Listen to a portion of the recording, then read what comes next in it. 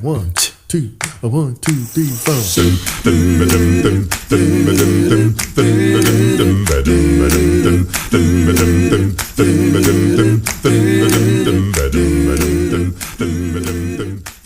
Can I do this as a team? Can I do this where we give feedback to each other and say, let's have some Kaizen spirit here. Let's do this as a team and work together. Or is it better to have a single coach or a sensei? I think it's an interesting one. I think that my understanding of teamwork in the lean sense is that you always retain individual responsibility. Somebody is responsible for fixing one problem or trying one innovative solution. But this individual responsibility, part of this is that you have to work with other people to achieve it. You can't solve the problem on your own. So you define the scope of the problem, saying, Joe, this is this marketing problem, you need to solve it, but you need to solve it with Joe in production and Paul in marketing and Susan in development. So individual responsibility is still yours, but you have to work with these other people to solve the problem. So in this sense, I think this works for any Kaizen project. Somebody is responsible. There's an individual responsible to achieve the results of the Kaizen project, but they have to work with other people. So either it's members of their own team or either it's members of other functions. Now, what's your definition of a Kaizen event? Is that a team just getting together to do Kaizen, or what is it? Kaizen events is a rather odd thing. Here's what I saw when Toyota was teaching my father, who was the CEO of a company, to learn lean. What they did is that they chose some cells which delivered to Toyota, and they never did events, but they improved the cell with a junior engineer that was helping the factory to improve the cell. And they said, but how can this impact the entire company? They're just working so hard with a model cell. You know, there's one cell in which they're putting all this effort. And the cell's transformation over time was absolutely incredible. But it took us years to understand that the reason they improved this cell was not just for the cell and the people living there. This is great for them, but it was very hard. And I've just recently met one of the junior engineers who was part of this experiment, and he remembers it as extremely traumatic. He was very driven by the Toyota guys, and he had no choice but to do what he was told and so forth. And he doesn't have a good memory from it at all.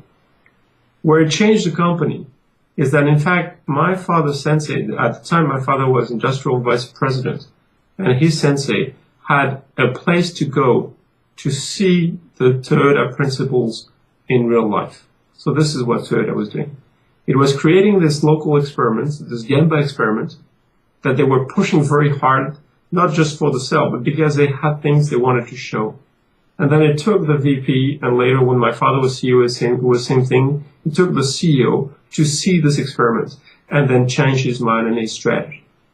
Now this is what I do now with my father. We work with the CEOs, and we have, let's say, it's not necessarily Kaizen events, and events seems a bit strong, but Kaizen locations. They are areas where we ask people to do Kaizen and fix one or two things and work very hard at it. Now, it's important for their development, and of course, it's important for the local results. But more importantly, it's important because it creates a learning lab for the CEO to come there and test their ideas and their strategies. Now, of course, the impact of the CEO on the company is huge. So when the CEO changes his mind, the impact on the company is huge. I can think one construction company where their CEO suddenly realized that adversarial relationships with the contractors was costing him a fortune. And he changed his mind, and then he started to change the culture, say, work with your contractors. Don't fight with your contractors. This delivered huge benefits, monetary benefits to the company. Same thing here. I'm working with a CEO in an automotive, very established automotive business, very smart guys, very technical parts.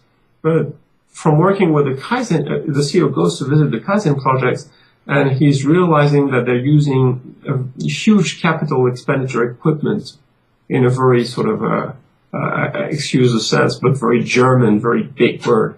sense, and that many ways we could do this with much simpler Kaizens and much simpler processes.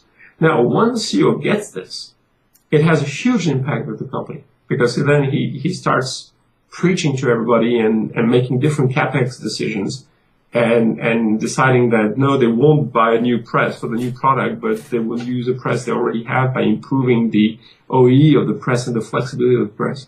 So again, there's a link between the local Kaizen and the learning from the CEO. If you're just running Kaizen events, hoping that you will have results, what you're really believing in is that you've identified your processes and you hit each process with a Kaizen event and you hope that this will bring transformation. We've been doing this for 20 years, Joe, and it hasn't brought any transformation so far. But we live in hope. Maybe it will.